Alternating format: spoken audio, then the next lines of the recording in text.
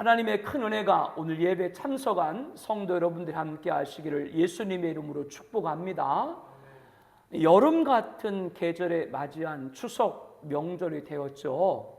우리 그럼에도 하나님께 먼저 영광 올려드리고 가족들과 행복하고 강건한 그런 명절 되시기를 예수님의 이름으로 축복합니다.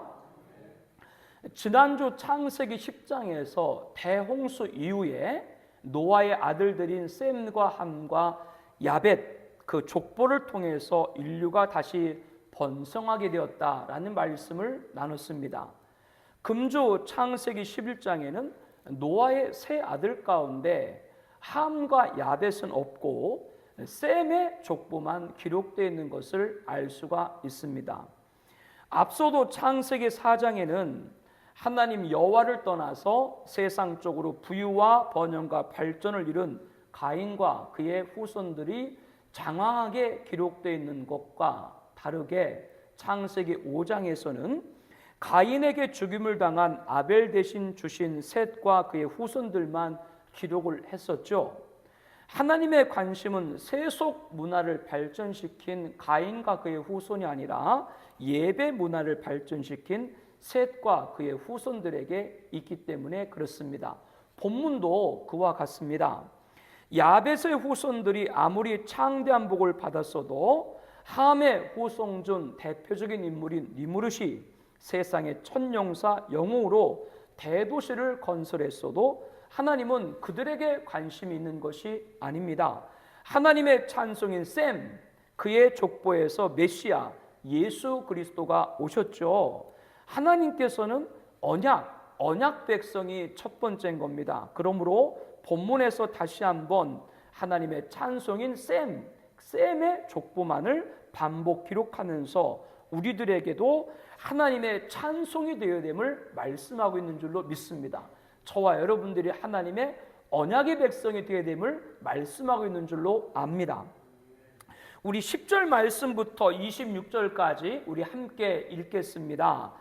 셈의 족보는 이러하니라. 셈은 100세 곧 홍수 후 2년에 아르박삭을 낳았고 아르박삭을 낳은 후에 500년을 지내며 자녀를 낳았으며 아르박삭은 35세에 셀라를 낳았고 셀라를 낳은 후에 403년을 지내며 자녀를 낳았으며 셀라는 30세에 에벨을 낳았고 에벨을 낳은 후에 403년을 지내며 자녀를 낳았으며 에벨은 34세에 벨렉을 낳았고 벨렉을 낳은 후에 430년을 지내며 자녀를 낳았으며 벨렉은 30세에 루우를 낳았고 루우를 낳은 후에 209년을 지내며 자녀를 낳았으며 루우는 32세에 수룩을 낳았고 수룩을 낳은 후에 207년을 지내며 자녀를 낳았으며 수룩은 30세에 나홀을 낳았고 나홀을 낳은 후에 200년을 지내며 자녀를 낳았으며 나홀은 29세에 데라를 낳았고 데라를 낳은 후에 119년을 지내며 자녀를 낳았으며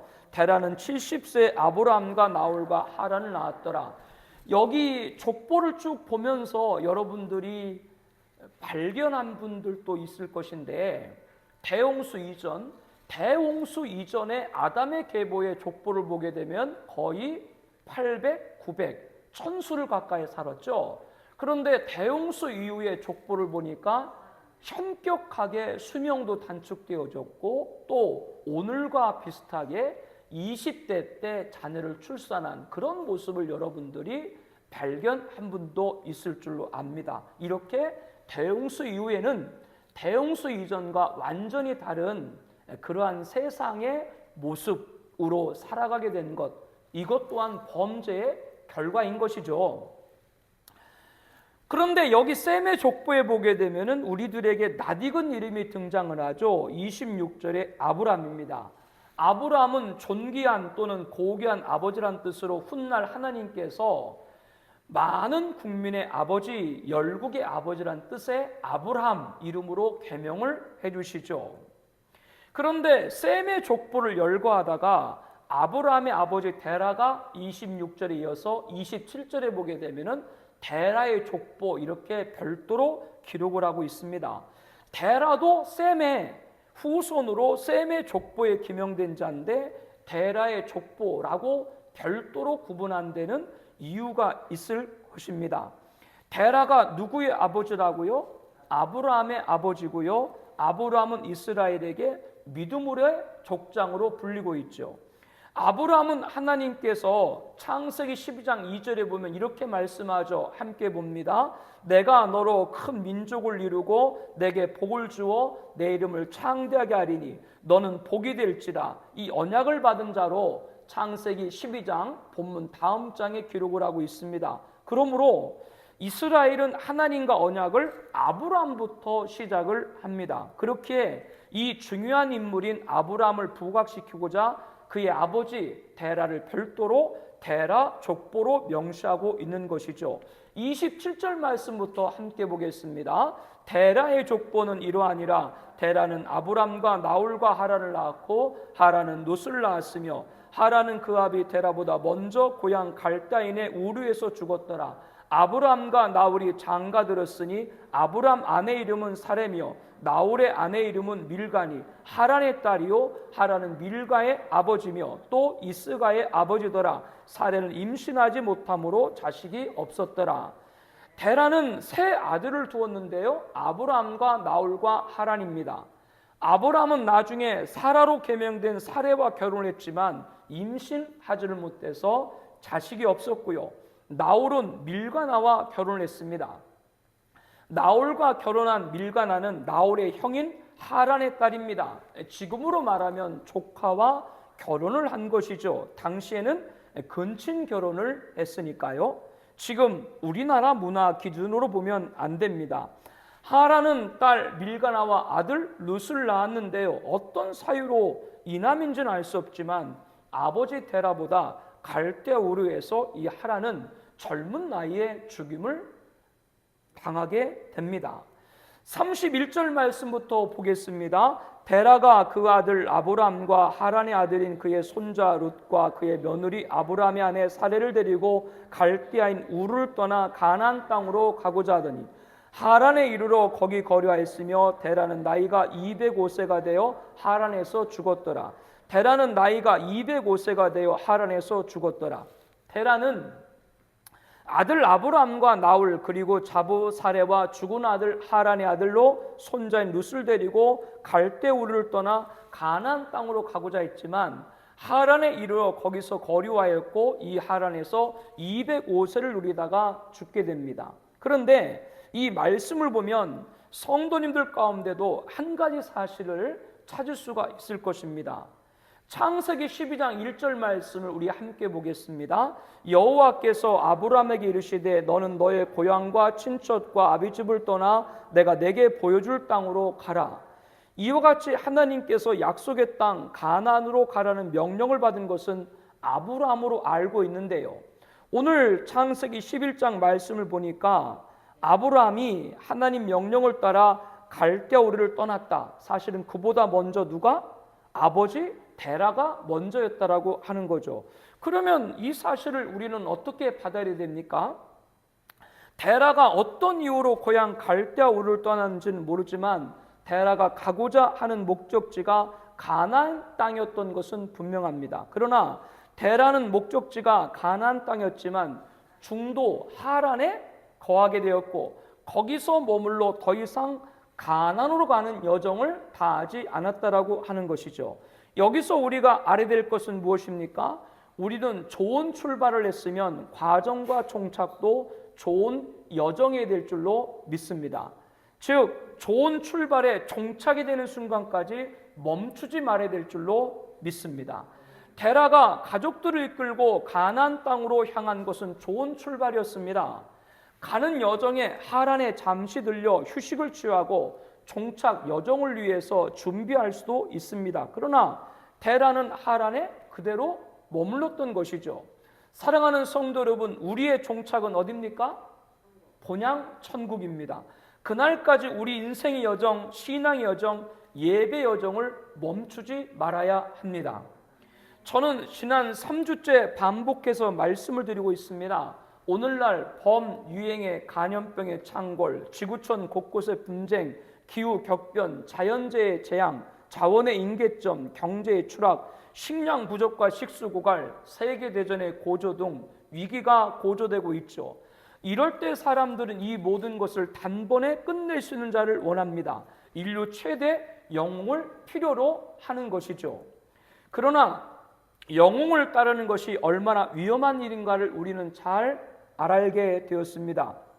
첫 시판 대홍수 물심판의 시작은 하나님의 아들들이 사람의 딸들과 통혼을 했고 그 사이에서 태어난 이세가 고대의 명성을 얻는 용사들이었죠. 그런데 이 용사 영웅들은 하나님을 대적을 했고 사람들을 하나님에게 돌아서게 했습니다. 그로 인해서 세상은 죄악이 관영해졌고 하나님은 코로 호흡하는 모든 생명체를 멸하기로 결정하셨죠. 바로 대홍수 심판입니다. 이렇게 사람을 따르는 것, 영웅을 따르는 것이 얼마나 위험한 것인가를 우리는 잘 알게 되었습니다. 우리는 사람 영웅을 따라서는 안 됩니다. 우리는 구원자 예수를 따라야 될 줄로 압니다. 모든 환난은 예수님이 다시 오셔서 재림하셔서 그 날에 해결될 수 있을 줄로 압니다.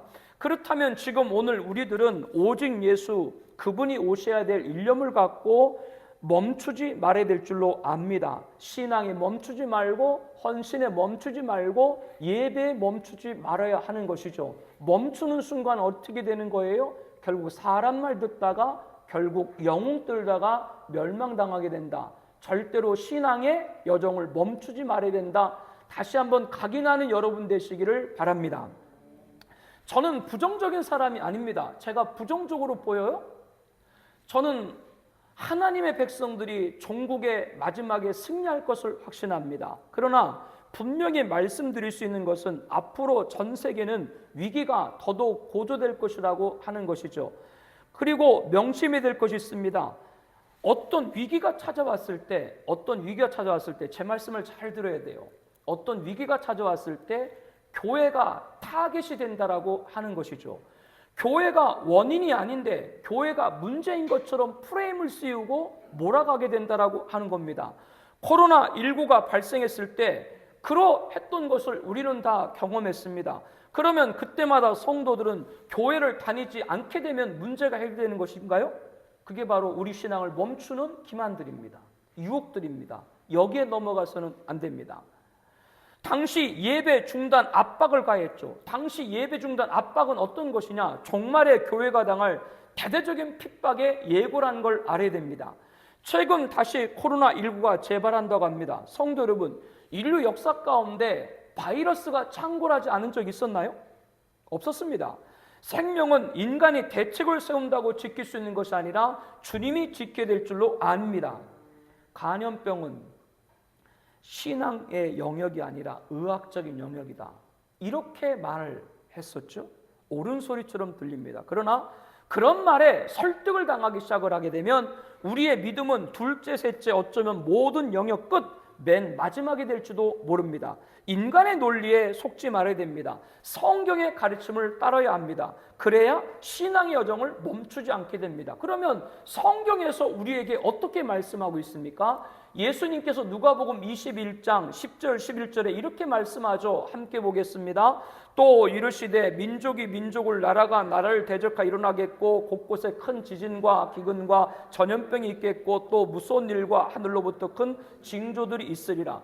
전염병을 비롯해서 전쟁과 많은 재앙이 마지막 때 있을 것이다. 이렇게 예언을 하셨습니다. 그리고 이러한 환난에 저와 여러분이 교회가 당할 일에 관해서도 말씀을 했습니다. 누가복음 21장 12절 말씀 읽겠습니다. 이 모든 일 전에 내 이름으로 말미암아 너에게 손을 대어 박해하며 회당과 옥에 넘겨주며 임금들과 집권자들 앞에 끌어가리라. 옥, 임금, 집권자는 누굽니까? 오늘로 말하면 국가입니다. 정부가 직접 성도들의 신앙을 억압한다라고 하는 것이죠. 우리는 이미 경험한 적이 있습니다.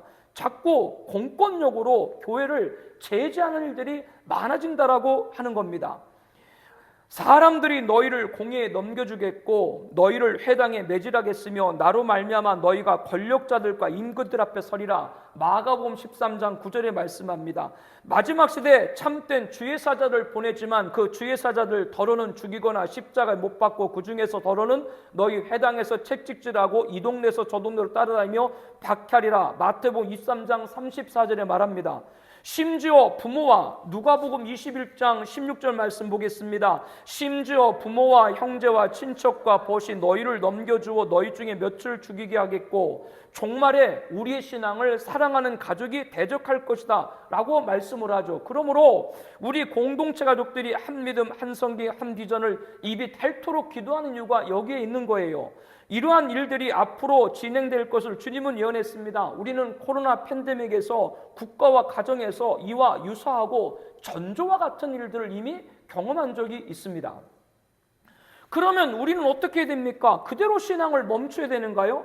예수님께서 이러한 환난을 겪을 때 가르쳐준 말씀이 있습니다. 누가복음 21장 13절 말씀부터 보겠습니다. 이 일이 도리어 너희의 증거가 되리라. 그러므로 너희는 변명할 것을 미리 궁리하지 않도록 명심하라. 내가 너희의 모든 대적이 능히 대항하거나 변박할 수 없는 구변과 지혜를 너희에게 주리라.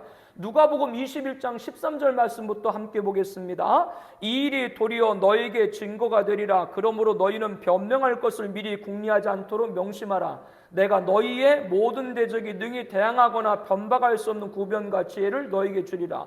우리에게 하나님 예수님께서는 물러서지 말라라고 말씀을 하시는 것이죠. 신앙을 멈추지 말라라고 말씀하는 겁니다. 그것이 이 마지막 시대 우리 믿음의 증거가 될 것이다 이렇게 말씀을 합니다. 우리의 신앙을 방해하는 세력들에게 변명할 것을 미리 궁리하지 말라고 하십니다. 우리는 우리가 해야 될 일, 신앙을 온전히 지키면 하나님께서 모든 대적이 능히 대항하거나 변박할 수 없는 구변과 지혜를 주신다라고 했습니다. 아멘. 멈추지 말아라. 계속해서 누가복음 21장 17절 말씀부터 함께 보겠습니다. 또 너희가 내 이름으로 말미암아 모든 사람에게 미움을 받을 것이나 너희 머리털 하나도 상하지 아니하리라. 너희 인내로 너희 영혼을 얻으리라.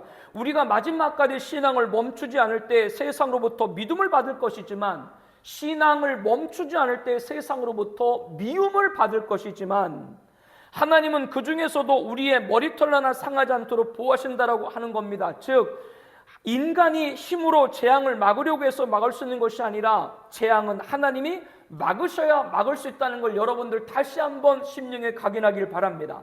너희 인내로 너희 영혼을 얻으리라 라고 했습니다. 인내, 우리 신앙의 인내입니다. 우리 헌신의 인내입니다. 우리 예배의 인내입니다. 멈추지 않는 것이죠. 아멘. 고향 갈대아 우르를 떠나 가나안 땅으로 먼저 행했던 이는 아브라함이 아니라 그의 아버지 데라였습니다. 그러나 그는 여정의 중간지인 하란에 그대로 머물러 버렸죠. 멈췄던 겁니다. 이를 통해 우리는 여정을 멈추지 말아야 됨을 말씀드리고 있는 겁니다. 신앙의 여정을 멈추지 말아야 됩니다. 헌신의 여정을 멈추지 말아야 됩니다. 예배 여정을 멈추지 말아야 됩니다. 마지막 때 믿음 중단을 강압하는 정부에 대해 예수님은 미리 예언하신 거예요. 그러므로 멈추지 말고 우리가 해야 될 것을 하면 하나님이 반드시 지키겠다고 하셨습니다. 절대로 우리 믿음을 멈추지 말아야 하는 것이죠. 다시 한번 로잔 대회에 대해서 언급하지 않을 수 없습니다. 왜냐하면 로잔 대회가 자칫 우리의 지키고 쌓아올리고 나아가는 길을 멈춰설 수 있게 할 수 있는 것이기 때문에 그렇습니다. 송도 컨벤시아에서 9월 20일부터 28일까지 진행되는 로잔 대회 50주년 서울 인천 제4차 대회의 가장 큰 주제 가운데 하나가 평화입니다. 그러나 국제적 종교 대회를 통해서 모든 종교, 모든 민족, 모든 국가의 평화와 일체화해를 이룰 수는 없습니다. 지난 역사 가운데 평화를 외쳤던 인물들이 많이 있습니다. 레닌 알아요? 1912년 볼셰비키 혁명으로 공산주의가 시작됐죠.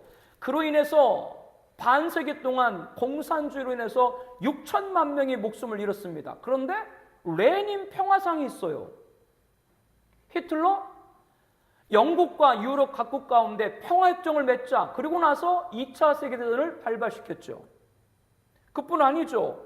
히로히토 일왕, 아시아의 번영과 평화와 자유를 위해서 대동아 전쟁, 아시아 태평양 전쟁을 일으켰죠.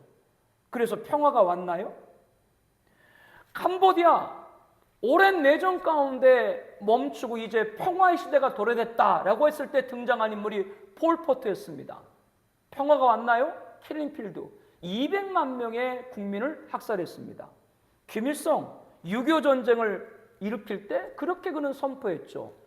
평화를 통일을 위해서 6.25 전쟁을 일으킨다. 이게 뭐 말이야 뭐야? 이렇게 평화를 외쳤던 인물 가운데 인류에 큰 해악을 끼친 자들로부터 문선명, 통일교, 그 통일교 원래 명칭이 뭔데요? 세계, 가정, 통일, 연합, 이 거예요. 이만희, 하늘, 문화, 세계, 평화, 광복, 이사장. 지금은 하나님의 교회 세계 복음화 예배로 이름 바꾼 예전에 안상홍 증인 있죠? 지금은 그 두 번째 부인 장길자가 교주로 있는데 거기서 해마다 걷기, 사랑 걷기 운동을 해요. 왜 사랑 걷기 운동을 하느냐? 이 사랑 걷기 운동이 인류 평화를 위한 발걸음이다. 이단 교주들도 평화를 외치고, 종국에는 누가요? 바로 적그리스도가 평화를 외칠 거라고 성경은 예언합니다. 평화, 일치, 화해를 위해서 양보하고 타종교와 반성경적 단체와 비신앙적 단체와도 일치, 잠깐 하나가 되자는 말에 속지 말아야 됩니다. 기만에 넘어가게 되면 우리가 지키고 쌓아올리고 나아가는 길, 믿음이 멈춰서기 때문에 그렇습니다. 종교대회를 통해서 사람, 단체, 종교 간에 연합한다고 세상에 평화가 올 수가 없습니다. 성별보다 성공이 앞설 수가 없습니다. 교회의 생명은 순결이지 연합이 아니라는 것을 알아야 됩니다. 우리의 순결은 예수님입니다. 예수님을 위해서 우리의 믿음을 멈추지 말아야 될 줄로 압니다. 세상 사람들이 다 따라간다고 대세에 동참해서는 안 됩니다. 세상 풍조는 사람들이 가는 길입니다. 명망 있는 분들이 종교대회를 주도한다고, 그러나 그 대회가 성경에 반하고 진리에 반하고 믿음에 반하면 편승하지 말아야 됩니다. 자칫 좁은 길이 아닌 넓은 길로 갈 수 있기 때문에 그렇죠. 저와 여러분들은 좁은 문, 좁은 길인 줄로 압니다. 예수님께서 마가복음 7장 13절 14절에 이렇게 말씀했습니다. 함께 보겠습니다. 좁은 문으로 들어가라. 멸망으로 인도하는 문은 크고 그 길이 넓어 그리로 들어가는 자가 많고 생명으로 인도하는 문은 좁고 길이 협착하여 찾는 자가 적음이라. 주님 한 분이 전부인 줄로 믿습니다.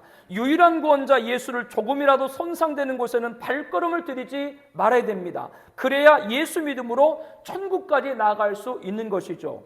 하나님께서는 그리스도로 말미암아 우리를 자기 하나님과 화목하게 하시고 또 우리에게 화목케 하는 직분을 주셨다라고 했습니다. 우리가 받은 화목의 직분은 하나님께서 그리스도 안에 계시사 세상을 자기와 화목하게 하시라고 말씀합니다. 우리가 불신자에게 복음을 전하고 그들이 그리스도 안에서 하나님과 화목하게 하여 영멸에서 영생을 얻게 해야 합니다. 우리가 받은 화목의 직분은 사람과 사람 간의 화목이 먼저가 아니라 우리가 받은 화목의 직분은 세상이 하나님과 화목하도록 해야 하는 것인 줄로 믿습니다. 예수님 믿고 하나님과 먼저 평화해야 되고, 예수님 믿고 하나님과 먼저 일치가 되어야 되고, 예수님 믿고 하나님과 먼저 화해가 되어야 하는 것이죠. 그렇지 않은 인간이 주도하는 평화와 화해와 일치는 하나님을 떠나게 한다는 걸 여러분들이 명심을 해야 됩니다. 그것은 역사가 증명하고 있죠. 지난 2000년 교회사에서 종교대회를 통해 가지고 평화했다? 오히려 하나님을 떠난 것이 역사가 증명하고 있습니다. 지금 인간의 평화를 주제로 종교를 하나로 묶으려는 움직임은 종말의 평화의 왕으로 위장할 누구? 적그리스도 등장을 예비하고 있는 것입니다. 적그리스도는 평화의 왕으로 예수님을 흉내내고 인류를 사망, 영원한 죽음, 지옥으로 몰아넣을 자이죠. 어린 양의 생명책에 창세 이후로 이름이 기록되지 못한 자들은 짐승표를 받고 짐승, 적그리스도에게 경배할 것이라 말씀합니다. 어린 양의 진노의 큰 날에 누가 서리요? 재림 예수님의 심판을 적그리스도를 경배하는 자는 피할 수 없다라고 말합니다.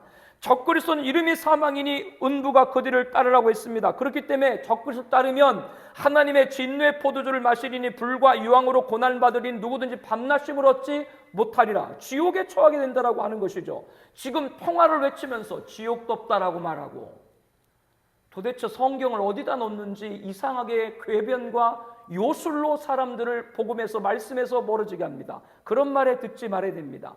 지금 평화를 외치면서 타종교 반성경단체 비성경 집단과 연합한 이들은 장차 평화의 왕으로 위장할 적그리스도를 따르는 사망, 영멸에 이르고 다시 오실 주님의 심판을 받고 영멸에 처할 수밖에 없음을 우리들은 알아야 됩니다. 여러분, 국제, 정치, 경제, 종교, 기후의 혼란, 여기서 잘 구분하셔야 돼요. 국제적으로, 정치적으로, 경제적으로, 종교적으로, 기호적으로 혼란이 있죠. 이런 혼란이 있을 때 로잔 대회는 그런 인류가, 지구가 겪고 있는 그 혼란을, 이 문제를, 이거를 해결하는 사회정의, 그것이 복음이다라고 얘기하는 거예요. 언뜻 뜨면 맞는 말 같죠. 국제적이고 정치적이고 종교적이고 경제적이고 기후의 대혼란을, 이것을 해결하는 사회 정의를 이루는 것이 복음이고 선교다. 맞는 말 같죠. 그러나 그것을, 사회 정의를 복음으로, 선교로 보고 해결하기 위해서 어떻게? 이교와도 손을 잡아야 된다. 이게 로잔 대회예요. 예수님이 없는 것이죠. 여러분, 지금 국제와 정치와 경제와 종교의 기후의 대혼란과 혼미와 혼돈은 재림하실 예수님이 해결할 줄로 믿습니다. 인간의 힘으로 평화한다. 즉 누구를 못 보게 하는 거예요? 재림 예수님을 못 보고 인간의 힘으로 평화를 이루는 세상을 만들겠다. 지난 6,000년 인간 역사 가운데 인간의 힘으로 평화를 이루는 시대가 있어요? 없습니다. 이게 바로 성경에 반하는 일입니다. 우리가 이런 일에 절대로 넘어가지 않기를 바랍니다. 그러므로 우리는 예수님 재림에 소망을 두는 신앙에 가져야 될 줄로 믿습니다. 오직 예수라고 하는 것이죠. 지금 뚝이 무너진 시대에 살고 있습니다. 여러분, 저와 여러분들의 믿음, 그 믿음은 예수님 재림 때 확인될 줄로 믿습니다. 우리들의 소망은 그날에 이루어질 줄로 믿습니다. 우리는 주님 다시는 그날까지 오직 예수 신앙에 집중하고 헌신에 최선하고 예배에 우선하는 믿음을 멈추지 말아야 될 줄로 믿습니다. 올해가 가장 쾌적한 여름이 될 것이다. 기상 과학자도 얘기합니다. 올해 여름이 가장 쾌적해? 말이 안 되잖아요. 올해가 얼마나 더웠는데. 무슨 말인지 여러분 다 아시죠? 앞으로 폭염, 기후재앙은 해마다 더할 것이다 라고 하는 것이죠. 여러분 인생을 살아오시면서 추석에 반팔 입으신 적 몇 번이나 되세요? 기상 관측소 얘기합니다. 앞으로 11월 달에 반팔을 입게 될 것이다. 이런 기후재앙, 경제, 감염병, 분쟁, 격변, 이런 모든 지구에 중대되는 위기, 사람들은 이 위기를 단번에 해결할 자를 원한다. 어떤 권력자가, 어떤 임금이 이 문제를 해결해 줬으면 좋겠다. 이런 바람을 갖게 됩니다. 난세에 누구를 구하는 거예요? 영을 구하는 겁니다. 영을 구하는 인간의 심리는 창세 때부터 있었다고 여러분에게 말씀을 드렸습니다. 지난주 우리가 말씀을 나눈 세상의 천용사 니무롯입니다. 그는 대도시를 건설했습니다. 사람들이 추앙하는 영웅이었습니다. 창세기 6장에서 첫 심판 대홍수의 원인도 무엇이라고 그랬어요? 하나님의 아들들과 사람의 딸들 사이에 태어난 고대 명성으로 또 용사, 그 용사들이 하나님을 대적하고 사람들을 규합해서 하나님을 떠나게 했다. 그래서 하나님의 심판을 결단하고 대홍수를 멸했다라고 말씀했습니다. 그럼에도 사람들은 깨닫지 못하고 창세기 10장에서 세상의 천용사 영웅 니무롯을 따른 것이죠. 그 니무롯 같은 영웅들은 오늘 본문 11장 창세기 11장에서 니무롯 같은 영웅들이 한 일이 무엇입니까? 모든 사람을 규합했습니다. 그리고 하나님 대적했습니다. 어떻게 대적했습니까? 1절 말씀부터 우리 함께 보겠습니다. 온 땅에 언어가 하나요 말이 하나였더라. 다 같이 창세기 11장 1절부터 말씀 봅니다. 온 땅의 언어가 하나요 말이 하나였더라. 이에 그들이 동방으로 옮기다가 신할 평지를 만나 거기 거류하며 서로 말하되 자 벽돌을 만들고 견고히 굽자 하고 이에 벽돌을 돌로 대신하며 역청으로 진흙을 대신하고 또 말하되 자 성읍과 탑을 건설하여 그 탑 꼭대기를 하늘에 닿게 하여 우리 이름을 내고 온 주민이 흩어짐을 면하자. 당시 모든 사람들의 언어가 한 개 국어였습니다. 그러므로 영웅들은 사람을 규합하기에 그만큼 용이했던 것이죠. 이렇게 힘이 커진 영웅들은 어떤 일을 했습니까? 벽돌을 만들어 견고히 굽자라고 했습니다. 벽돌을 돌로 대신하고자 하라고 하는 것이죠. 이 한 구절에서 문명의 발달을 볼 수가 있습니다. 그동안은 바위 같은 큰 돌덩어리를 깎아서 건축에 사용을 했는데 인간의 지식이 축적되면서 돌 대신 훨씬 가볍고 건설에 용이한 벽돌을 사용하게 됐다고 하는 것이죠. 그리고 그동안은 진흙과 돌과 돌 사이를 진흙을 악의 역할을 하도록 했는데 이제는 역청을 개발해 가지고 벽돌과 벽돌을 쌓을 수 있게 됐다라고 하는 겁니다. 이렇게 신기술을 개발해서 성읍, 도시와 탑, 마천루를 세우자라는 의견에 일치했다. 즉 인간이 문명이 발달해 간다. 발달한 문명은 뭐예요? 하나님을 대적하는 데 씁니다. 그게 성경에 나와 있는 증언인 거죠. 그러니 그 목적이 선한 것이 될 수가 없는 것이죠. 탑을 높이 쌓아 하늘에 닿게 하자라고 했습니다. 하늘에 닿자는 것은 누구에게 닿자라고 하는 겁니까? 하나님께 닿자는 것이죠. 하늘에 닿게 하여 우리 이름을 내고자라고 합니다. 자신들의 목적을 여실없이 드러내고 있는 것이죠. 하나님과 맞서서 자신들이 하나님과 같이 되자고 하는 겁니다. 그리고 온 지면의 흩어짐을 면하자라고 했습니다. 대도시를 건설해 사람을 모으고 그 강대하진 힘으로 더 큰 제국을 세우고 자신의 이름을 드높이고 사람들로 하여금 자신을 하나님처럼 추앙하도록 하는 것이 영웅들의 야욕입니다. 그러나 이러한 영웅들의 야욕을 하나님은 묵과하지 않으셨습니다. 대홍수 심판도 용사들의 죄악으로 세상의 죄악이 가득했기 때문입니다. 죄는 하늘에 사무쳤으며 하나님은 그 불의한 일을 기억하신지라 라고 말씀합니다. 죄가 하늘에 사무쳤다. 오늘 본문에 보니까 탑 꼭대기가 어디에? 하늘에 닿게. 이미 이들의 죄악이 하늘을 찌른 거죠. 하늘을 찔렀습니다. 하나님은 가만히 계시지 않습니다. 5절부터 말씀 우리 함께 보겠습니다. 여호와께서 사람들이 건설하는 그 성읍과 탕을 보려고 내려오셨더라. 여호와께서 이르시되 이 무리가 한 족속이 언어도 하나이므로 이같이 시작하였으니 이후로는 그 하고자 하는 일을 막을 수 없으리로다. 하나님은 영웅들이 주축이 되어서 하나님을 대적하려 세운 성읍, 도시와 탑, 마천루를 보려고 직접 내려오셨습니다. 하나님께서는 대홍수 심판을 결단하실 때도 인간들을 지었음을 한탄했다라고 말씀했죠. 이번에도 영웅들이 세운 성읍과 탑을 보고 그와 같은 생각을 하셨습니다. 하나님이 이들을 이렇게 대적한 원인, 이 무리가 한 족속이고 언어도 하나님으로 시작했다라고 말씀을 합니다. 그리고 이대로 내버려 두었다간 이후로는 그 하고자 하는 일을 막을 수 없다라고 판단했습니다. 그러면 하나님은 어떤 방법으로 이 대적을 막으셨습니까? 7절 말씀부터 함께 보겠습니다. 자, 우리가 내려가서 거기서 그들의 언어를 혼잡하게 하여 그들이 서로 알아듣지 못하게 하자 하시고 여호와께서 거기서 그들을 온 지면에 흩으셨으므로 그들이 그 도시를 건설하기를 그쳤더라. 그러므로 이름을 바벨이라 하니 이는 여호와께서 거기서 온 땅의 언어를 혼잡게 하셨습니다. 여호와께서 거기서 그들을 온 지면에 흩으셨더라. 하나님은 영웅을 중심으로 하나님을 대적하는 무리의 언어를 혼잡하게 하여 그대로 서로 알아듣지 못하게 했습니다. 그러자 성읍, 대도시, 탑과 마천루 건설 현장엔 대혼란이 발생을 한 것이죠. 서로 다른 말을 하니까 건축을 더 이상 진행할 수가 없었습니다. 결국 그들은 하나님께서 온 지면에 흩으셨다라고 했습니다. 그래서 그들은 중단된 이 탑을 바벨, 흩었다, 바벨 그렇게 불리게 된 거죠. 이 말씀의 교훈은 어떤 것입니까?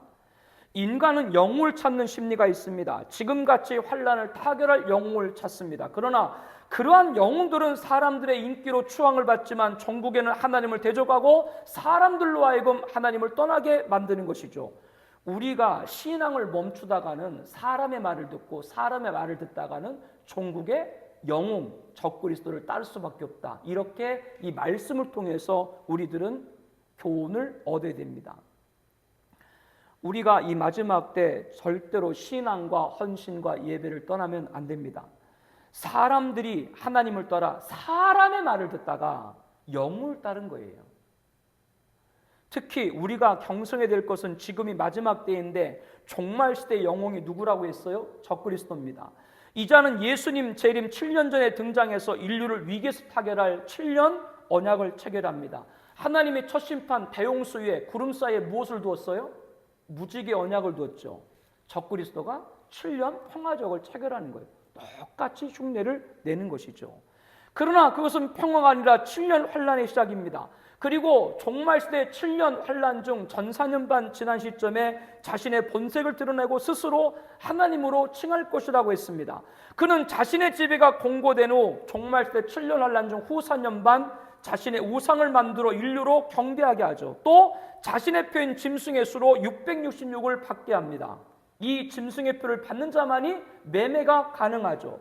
그 의미는 외형적으로는 경제수단이지만 내용적으로는 통치수단입니다. 짐승의 표 666을 오른손이나 이마에 받는 순간 그 사람의 모든 사항은 짐승 손에 들어가고 통제가 이루어지게 되는 겁니다. 종말에 적그리스도가 주도할 짐승표 세계 단일 정부, 바로 바벨탑이 그 모형이에요. 바벨탑이 사람들을 모았죠. 바벨탑에 사람을 모아서 탑과 성읍을 쌓죠. 하나님과 닿고자 했죠. 영웅이 하나님을 대적했죠. 바로 창세기 바벨탑은 종말에 적그리스도 지배할 세계 단일 정부의 모형이다라고 이 말씀을 통해서 우리들은 잘 분별을 해야 됩니다. 정치와 국가와 종교를 하나로 만들겠다. 그래서 문제를 해결하고 평화하겠다. 로잔대회가 그렇게 말하는 거거든요. 다른 모든 국가 그리고 종교, 정치 문제들을 이 해결하는 사회 정의를 복음으로 선교로 하자. 이렇게 하나로 묶자라고 하는 겁니다. 로자는 영적인 바벨입니다. 왜 그렇게 말씀드릴 수 있는가? 하나님은 바벨을 통해서 흩으셨어요. 하나님은 흩었어요. 왜 흩으셨어요? 인간은 위기를 극복하기 위해서 힘을 모으려고 그래요. 정치도 모으려고 그러고 종교도 모으려고 그래요. 근데 그 모으는 순간 바벨을 통해서 어떤 사건이 벌어졌어요? 자기들 힘으로 평화를 만들고 곧 자기 힘으로 평화를 만들까 했다는 건 자기들이 누구와 견줄 수 있다? 하나님과 같은 일을 할 수 있다. 이게 로자입니다. 여기에 넘어가면 안 됩니다. 로자는 영적인 바벨이에요. 하나님은 흩었어요. 하나님을 떠난 인간들의 모임, 하나님을 떠난 인간들의 규합, 하나님을 떠난 인간의 힘은 하나님을 대적할 수밖에 없습니다. 우리에게는 오직 예수인 줄로 믿습니다. 정부에서 혜택과 복지로 살아가는 국민이 전체 인구의 5분의 1이 1천만 명입니다. 국가 힘이 점점점 커지고 있죠. 한국교와 성도님들이 잘 들어야 됩니다. 정부가 힘이 자꾸 커지니까 정부와 사회의 대척에 편승해야 된다. 그렇게 대통령과 임금과 권력자들 말을 따르는 것은 자칫 종국의 누구를 적그리스도를 따르셨다라고 하는 겁니다. 목사님들이 아무리 강단해서 여러분 교회 오셔야 돼요 라고 아무리 설교해도 성도님들은 문자 메시지 행정안전부에서 문자 메시지 금주에는 교회 나가지 마세요. 그럼 안 나가요. 이게 마지막이요. 이게 바벨로 가는 거예요. 왜 누구를 말을 좀 듣는데 그렇게 국가와 전력의 말을 듣는 것은 종교의 누구? 적그리스도의 말을 들을 위험성이 크다 그 얘기예요. 우리는 깨야 됩니다. 분별해야 됩니다. 적그리스도는 오늘 본문 영웅들이 대도시와 마천루를 건설해 하나님과 맞서야 했듯이 인류를 하나로 해서 하나님을 대적하지만 그 최후가 뭐예요? 산채로 유황불 붙는 못에 던져지고 그를 따른 자 또한 영멸이라고 말씀을 합니다. 적그리스도를 따라가지 않는 것, 적을 따라가지 않는 것은 어떤 것이냐? 성경의 예언을 현재와 조명해야 돼요. 무슨 말이냐? 하나님 말씀을 가만히 보니까 하나님 말씀을 집중해 보니까 지금 모든 상황들이 누구를? 적그리스도를 따라가는 예비구나라고 분별이 되는 거예요. 그러므로 여러분들이 이 말씀을 통할 때 기만당하지 않고 배교에 빠지지 않고 천국 가는 그날까지 신앙 여정을 멈추지 않게 될 줄로 믿습니다. 우리는 하나님 말씀만 들어야 됩니다. 그 말씀 안에 우리가 지켜야 될 신앙을 지켜야 하는 것이죠. 그래야 천국 가는 그날까지 신앙 여정을 멈추지 않게 되는 겁니다. 갈대아 우르를 떠나서 가나안 땅으로 먼저 가고자 했던 것은 아브라함이 아니라 데라였습니다. 그러나 그는 중간 기착지인 하란에 머물렀죠. 우리들은 신앙을 시작한 지금부터 천국 가는 그날까지 우리 인생의 여정, 신앙의 여정, 믿음의 여정이 멈추지 않기를 축복을 합니다. 데라가 갈대아 우르를 떠나서 하루에 거류했을 때 말씀해 보니까 이렇게 표현합니다. 하란에 이르러 거기 거류했다. 거류란 뜻은 뭐예요? 어떤 곳에 임시로 머무르는 삶, 남의 나라 영토에 머무르는 삶, 이걸 거류라고 그래요. 데라가 가나안 땅 가기까지 그 어떤 곳에서도 정착지가 아니라 거류민에 불과하다라고 하는 것이죠. 우리들에게 무엇을 가르쳐주고 있습니까? 베드로전서 2장 11절에 사랑하는 자들아 거류민과 나그네 같은 너희, 우리는 이 세상에서 거류민이고 나그네라고 성경은 말합니다. 왜 그렇습니까? 빌립보 3장 20절에 보니까 우리의 시민권은 하늘에 있는지라, 그 하늘나라 천국 시민권을 받는 그날까지 우리 여정은 쉽지를 말아야 됩니다. 이 세상은 나그네에 불과한 거예요. 그렇지 않고 이런저런 이유로 믿음을 멈추게 되면 우리 귀에는 하나님 말씀이 아니라 자꾸 사람 말이 들리게 됩니다. 권력자들의 말을 듣게 됩니다. 임금의 말을 듣게 됩니다. 대통령 말을 듣게 됩니다. 그러다가 전 세계 위기를 극복할 영웅, 종국에 두고 적그리스도의 말을 듣게 된다. 그게 바로 바벨에 통해서 영적으로 우리가 깨달아야 될 가르침이라고 하는 것이죠. 그들의 결국은 하나님을 찌르고 그를 따랐던 모든 자들도 같이 영멸에 처할 수밖에 없고, 그러므로 우리는 환난의 시대에 사람 말을 듣지 말고 하나님 말씀 듣기를 다시 한번 주의 이름으로 권면하여 드립니다.